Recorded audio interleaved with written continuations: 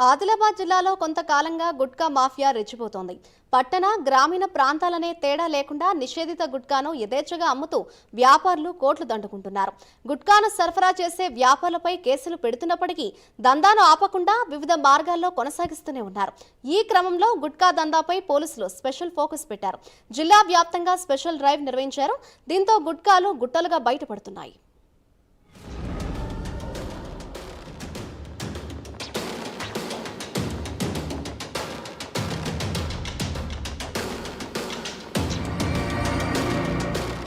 ఇటీవలే కాంగ్రెస్ ప్రభుత్వం రాష్ట్రంలో గుట్కా, పాన్ మసాలాలపై ఏడాది పాటు నిషేధం విధిస్తూ ఉత్తర్వులు జారీ చేసింది. వీటిలో ఆరోగ్యానికి హాని కలిగించే పొగాకు, నికోటిన్ ఉండడంతో వాటిని నిషేధించినట్లుగా పేర్కొంది. గుట్కా, పాన్ మసాలాలను తయారు చేసి నిల్వ ఉంచినా, రవాణా చేసినా, విక్రయించినా కఠిన చర్యలకు ఆదేశించింది.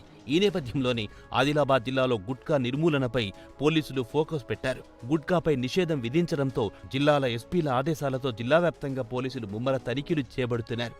గత కొన్ని రోజుల్లోనే 2.30 కోట్ల గుట్కాను పట్టుకున్నారు. సుమారు 70 కేసులు నమోదు చేసి 90 మందిని అరెస్ట్ చేశారు.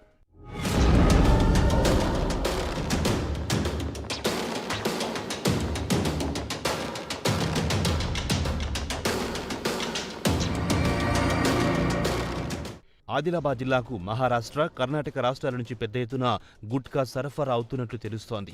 జిల్లా కేంద్రం నుంచి మండల కేంద్రాలకు, పల్లెలకు గుట్కా గుట్టుచప్పుడు కాకుండా సరఫరా అవుతోంది. ఈ క్రమంలో పోలీసులు కొన్ని రోజులుగా దాడులు చేస్తుండటంతో ఈ దందా పెద్ద ఎత్తున బయటపడుతోంది. వారం రోజుల క్రితం ఒకే రోజు గోదాముల్లో దాడులు చేసి 77 లక్షల విలువైన గుట్కా నిల్వలను స్వాధీనం చేసుకున్నారు. పక్క రాష్ట్రం నుంచి గుట్కాను అక్రమంగా తీసుకొచ్చి విక్రయిస్తున్నారు అక్రమార్కులు. చిన్న చిన్న పాన్ డబ్బాలలో గుట్కాలను రహస్యంగా విక్రయిస్తున్నారు. బాగా తెలిసిన వాళ్లకే వీటిని అమ్ముతున్నారు.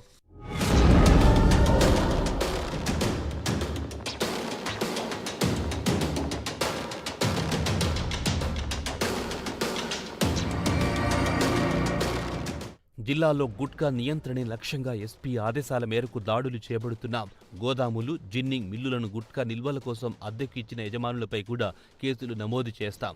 గుట్కా వ్యాపారం చేస్తే ఎవరినైనా వదిలిపెట్టేదే లేదని ఎస్పీ శ్రీనివాస్ అన్నారు. వీటి కోసం గంజాయి కానీ ఉన్నాయని చెప్పి మనం వాళ్ళు స్పెషల్గా రోజు వెహికల్ చెకింగ్ చేస్తున్నారు. మీకు ఐడియా ఉండొచ్చు, ఎవ్రీడే సాయంత్రం పూట కానీ వెహికల్ చెకింగ్ చేస్తారు. సో దానిలో భాగంగా మన లోకల్ ఆసిఫాబాద్ ఇన్స్పెక్టర్ వారికి ఒక సమాచారం వచ్చింది. ఒక అమిత్ అనే వ్యక్తి గత కొంతకాలంగా మన దగ్గర మహారాష్ట్రలో చిన్నాపూర్ నుంచి గుట్కాలు తీసుకొచ్చి, మన దగ్గర గుట్కా నిషేధం మన తెలంగాణలో, సో గుట్కాలు అక్కడ తీసుకొచ్చి ఇక్కడ పెట్టేసి మన దొంగచాటుగా అన్ని చోట్లకు సరఫరా చేస్తుందని మనకు సమాచారం వచ్చింది. దానిలో భాగంగా మనం ఇక్కడ ఫారెస్ట్ చెక్ పోస్ట్ వెనకాల ఉన్న గోదాంలో ఉన్నట్టు మనకు సమాచారం వచ్చింది. దాంతోపాటు మన వాళ్ళు ఇమీడియట్గా అది తెలుసుకొని అక్కడికి వెళ్ళడం జరిగింది. వెళ్ళినప్పుడు మనకు అక్కడ స్టాక్ దొరికింది. దాదాపు 8 లక్షల రూపాయలు విలువైన నిషేధిత గుట్కా ప్యాకెట్లలో మనకు బక్సాలలో దొరికినాయి. ఇమీడియట్గా అతన్ని విచారిస్తే అమిత్ అని చెప్పి మహారాష్ట్ర చెందిన వాడిని తెలిసింది. సో అతను ఇమీడియట్గా తీసుకొని సంబంధిత సెక్షన్లు మీ కింద కేసు నమోదు చేసి ఈరోజు అరెస్ట్ చేయడం జరుగుతుంది. సో దాని వర్త్ 8 lakhs ఉంది. సో దీంతోపాటు ఇక మన అందరికీ జిల్లా వ్యాప్తంగా అందరు చెప్పేది ఏంటంటే, ఈ డ్రగ్స్ కానీ, లేకపోతే సంబంధించిన నాటు సారా కానీ, లేకపోతే గంజాయి కానీ, ఎనీథింగ్, లేకపోతే ఈవెన్ శాండ్, ఇల్లీగల్ శాండ్ కానీ ఏమన్నా కూడా ఖచ్చితంగా మాకు సమాచారం ఇవ్వండి. ఇస్తే వాటిని పట్టుకుంటాం, వాటిపై రైడ్ చేసి పట్టుకుంటాం. ఎందుకంటే డ్రగ్స్ అనేది చాలా సమాజానికి హాని చేస్తాయి. దానివల్ల ఎన్నో జీవితాలు ఖరాబ్ అవుతాయి. దాంతోపాటు నేర ప్రవృత్తి కూడా పెరుగుతుంది. అది వాడిన వల్ల నేర ప్రవృత్తి కూడా పెరుగుతుంది పబ్లిక్లో, ఎవరైతే వాడతారో. మనం పెద్దపల్లి ఇన్సిడెంట్ చూసాము, మొన్న పెద్దపల్లి ఇన్సిడెంట్ చూసారు కదా, పెద్దపల్లి కానీ అంతకుముందు దిశ అయింది కదా, షాద్నగర్ దగ్గర, ఇవన్నీ కూడా వాళ్ళ నిందితులు మొత్తం వాడింది ఇవే గంజాయి వాడారు.